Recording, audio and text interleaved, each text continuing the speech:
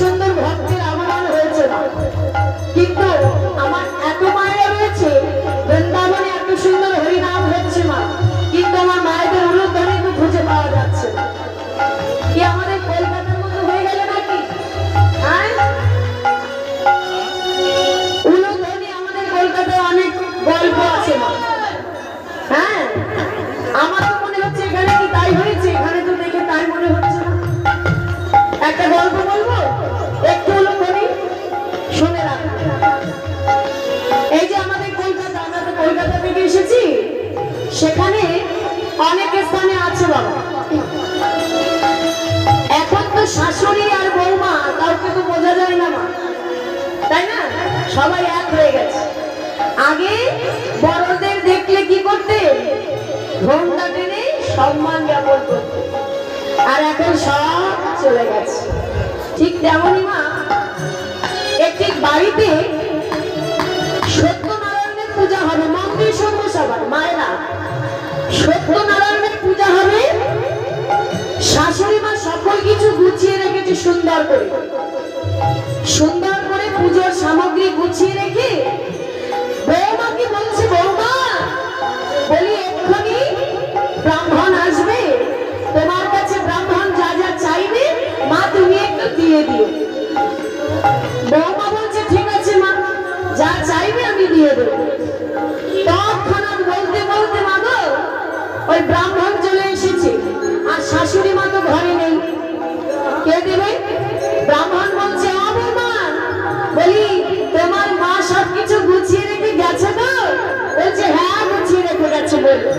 বলছে শোনো, আমাকে সবকিছু গুছিয়ে দাও। এইবারে ব্রাহ্মণ পুজোয় বসেছে মা, এইবার বলছে দাও বৌমা, প্রদীপ দাও, দিল, ঘন্টা দাও, দিল। এইবারে বলছে সকল সামগ্রী গুছিয়ে দাও, দিল, পুষ্পের থালিটা দাও, দিল। এইবারে যে আরতি শুরু করেছে মা, আরতি শুরু করেছে, আরতি করতে করতে বলছে মা উলুধ্বনি দাও। এইবারে বৌমা বিপদে পড়ে গেছে। কোথায়? বৌমা ভাবছে সর্বনাশ, মা যা যা গুছিয়ে দিয়ে গেছে আমি তো সবই দিয়ে দিয়েছি, এখন এই উলুধ্বনি কোথায় পাবো? উলুধ্বনি তো আর জানা নেই, উলুধ্বনি কোথায় পাবো? চারিদিকে খুঁজছে মা, ঘরের ভিতরে গিয়ে খাটের তলায়, বিছানার তলায়, আলমারির মধ্যে ভালো করে খুঁজছে কোথায় আছে উলুধ্বনি। উলুধ্বনি আর পায় না। সঙ্গে সঙ্গে শাশুড়ি মা ঘরে এসেছে, ও বৌমা কি হয়েছে তোমার, এত তাড়াহুড়ো করছো কেন? বৌমা বলছে ও মা, তুমি তো আমাকে সবই গুছিয়ে দিলে, কিন্তু যা চাইলো আমি সব দিলাম, ঘন্টা দিলাম, প্রদীপ দিলাম, ধূপ দিলাম, কিন্তু উলুধ্বনি তো পাচ্ছি না। তখন এই শাশুড়ি মা বলছে হায় হায় হায়, বলি তোমাদের বৌমাদের এমনই অবস্থা। উলুধ্বনি কি আলমারির মধ্যে থাকে মা? উলুধ্বনি তো থাকে যার যার বদন পাবে, যার যার বদনে। যদি কারো ভালো লাগে গোবিন্দ নামে সে দেবে, আর ভালো না লাগলে সে দেবে না। তবে মা একটা কথা বলে রাখি, এটা আমাদের কলকাতায় হতে পারে, তাই তো? এখানে তো নয়, তাহলে সবাই মিলে জোর করে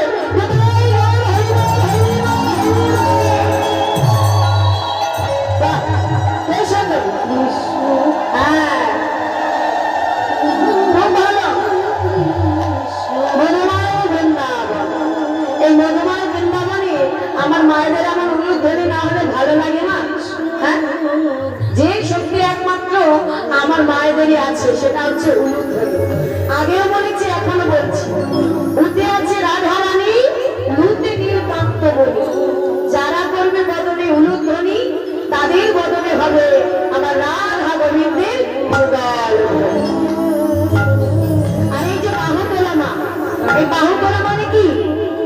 বাহু তুলতে আমাদের অনেকেরই কষ্ট হয়, তাই না? তবে এই হাতটা কি আমাদের বাবা? এই হাতটা আমাদের, এই হাতটা আমাদের নয়, এই দেহের মধ্যে এই বদনটা আমাদের নয়।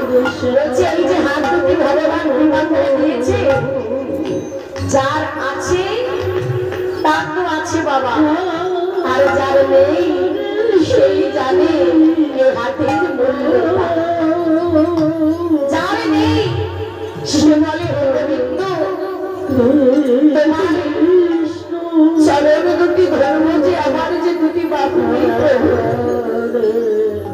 এই হাত দিয়ে যে তোমার চরণ সেবা পূজা করব সেই ভাগ্য যে আমার হলো না। শুধু আমরা এত সুন্দর মানব জন্ম পেয়েছি বাবা, মানব জন্ম দিয়ে বুঝলাম না পৃথিবীতে এলাম আর চলে গেলাম, কিন্তু মধ্যখানে যে ভগবানের নাম করতে এসেছি সেই নামটুকু আমাদের বলা গেল না। আমরা তো মানব জন্ম দিয়েছি মা, আর বনের পশু, বনের বৃক্ষ, বনের পশু জন্ম পেয়ে তারা বলে হে গোবিন্দ তুমি তো আমাদের মানব কুলে জন্ম দাওনি, যদি তুমি আমায় আবার কোনোদিন জন্ম দাও তাহলে এই বৃক্ষ জন্মে পশু জন্মে, পশু জন্মে আমায় একটি বদন দিও।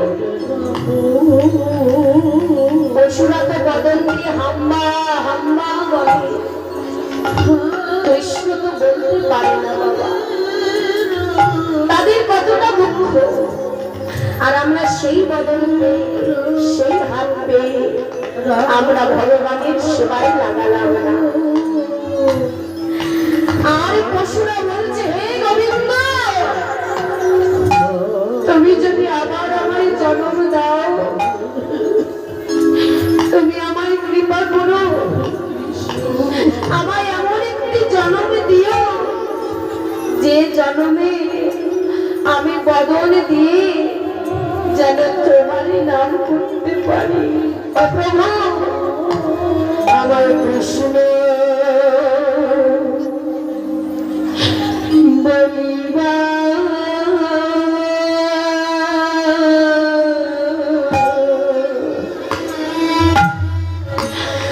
বলিবার বদলে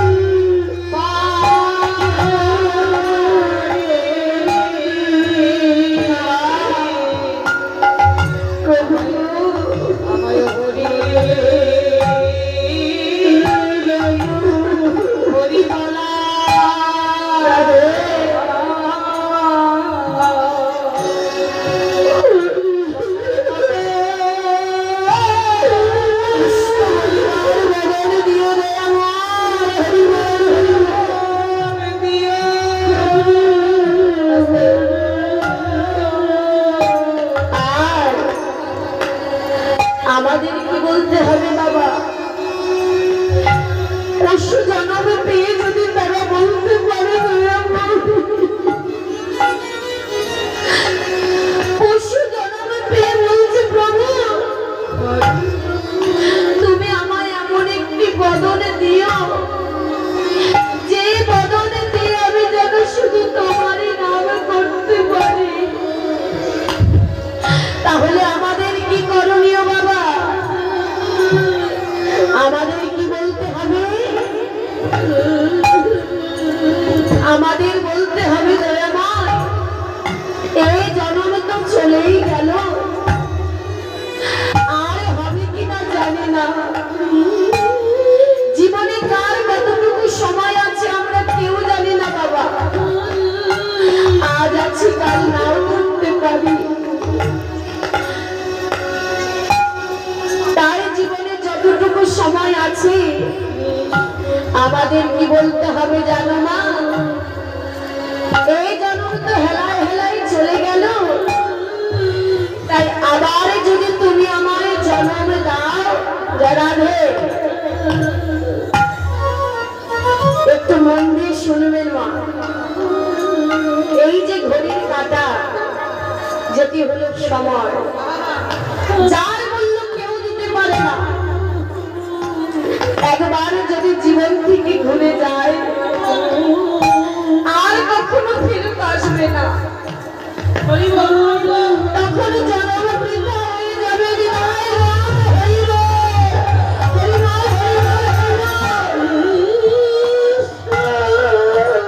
তাই আমাদের কি বলতে হবে বাবা? ও মা, সময় তো চলেই গেল, তাই আমার যদি তুমি আমায় জন্ম দাও কোথায় দেবে জানো? ভক্তিমতী মায়ের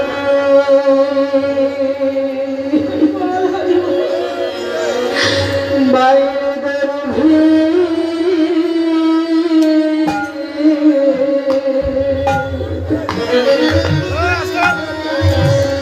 আমায় যেন